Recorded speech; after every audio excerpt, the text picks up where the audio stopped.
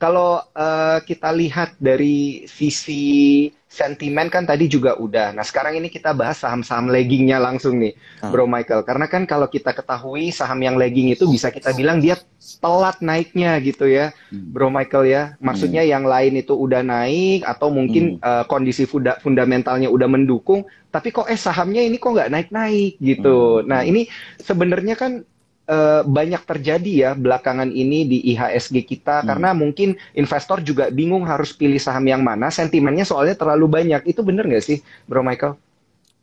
Kalau in my opinion justru saat ini sektor Mhm. yang jalan itu terbatas. Yang pertama, Ah, hmm, oke.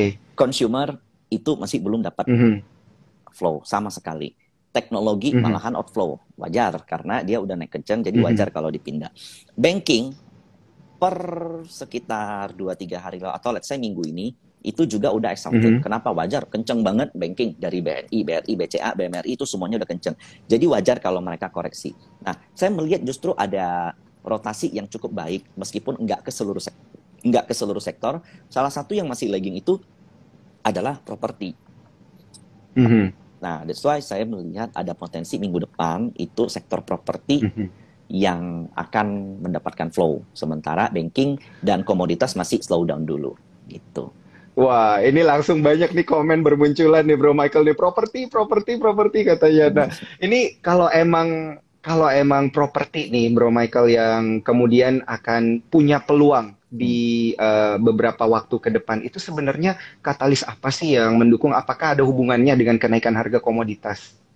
Sebenarnya kalau dibilang katalis dari properti, menurut saya Mhm. minor ya, minim. Kenapa? Karena Iya. BI rate kan sebentar lagi pasti naik, nggak mungkin turun, minimal sama. Betul, Nah, betul. tapi pemerintah masih memberikan insentif berupa DP yang murah, pajak yang murah, Mhm. kemudian Mhm. KPR saat ini tuh kalau saya nggak salah bisa sampai 30 tahun, which is itu Hmm. tenornya diperpanjang. Nah, lalu yang paling Mhm. penting in my opinion adalah seperti ini. Uh, jadi properti itu selalu menjadi hedging bagi investor untuk Hmm. mengamankan nilai asetnya. Nah, salah satu hedging yang paling safety, yang paling low risk itu adalah gold, which is gold. Kemudian Betul. bond, reksadana. Nah, yang terakhir adalah properti. Nah, sekarang gini, Mhm.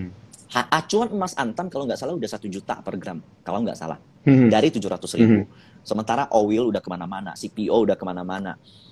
Sementara bond itu juga harganya udah lumayan mahal, which is. Nah, seandainya harga gold yang dari 700 ribu sampai 1 juta udah naik sekitar 40%, sementara properti baru naik 5%, 10%, which is itu lagging kan. Nah, that's why menurut Iya. saya properti, which is itu menjadi salah satu incaran bagi investor untuk mengamankan nilai asetnya.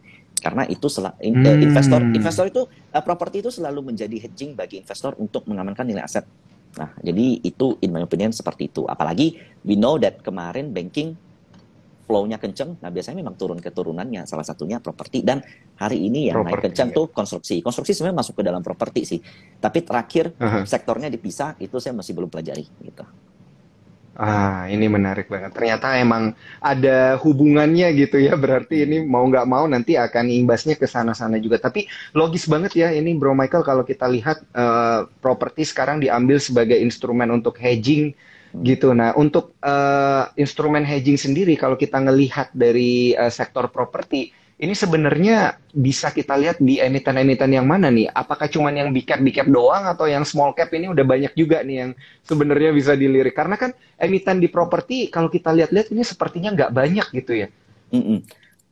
Kalau seandainya big caps dari properti nggak banyak memang, which is ada BSDE, Mhm. ada SMRA, ada Ciputra. Itu all semuanya bergerak bullish. Trennya udah mulai berubah dari Mhm. sideways ke bullish. Jadi kalau seandainya kita bicara ke fase-fasean week off ya, kan ada akumulasi, Iya. Mhm. partisipasi publik, lalu distribusi. Nah, saat ini tuh baru early dari partisipasi publik. Jadi ini belum telat. Meskipun kemarin udah naik sekitar Mhm. belasan atau 20%, itu belum telat. Karena itu naiknya tuh dari bottom. Itu in my opinion. Nah, Mhm. next biasanya kalau propertinya udah jalan, dan kemudian udah mulai lelah gitu, biasanya turunan properti itu banyak sebenarnya. Kalau turunan properti ada, let's say, LPCK, LPKR, MD, MDLN, lalu ada Asri, ada Best, ada Mhm. Demas, ya banyak. Tapi so far, in my Mhm. opinion, akan jauh lebih baik kalau kita put our porsi di big caps-nya. Kenapa? Karena saat ini memang kita masih mengandalkan foreign flow dan fund flow. Belum ada flow Hmm. yang oke dari retail gitu. Jadi retail saat ini Hmm. tuh demennya scalping, Mas. Jadi nggak ada flow gitu. Boleh dibilang flow masuk langsung keluar Bener gitu. banget. Jadi rata-rata saham kalau seandainya di saham kecil ya jadinya sideways terus gitu. Jadinya begini terus. Yang bisa tangga ke atas itu mesti yang memang ada long term buyer gitu. Long term buyer itu ya which is buy side foreign atau fund gitu.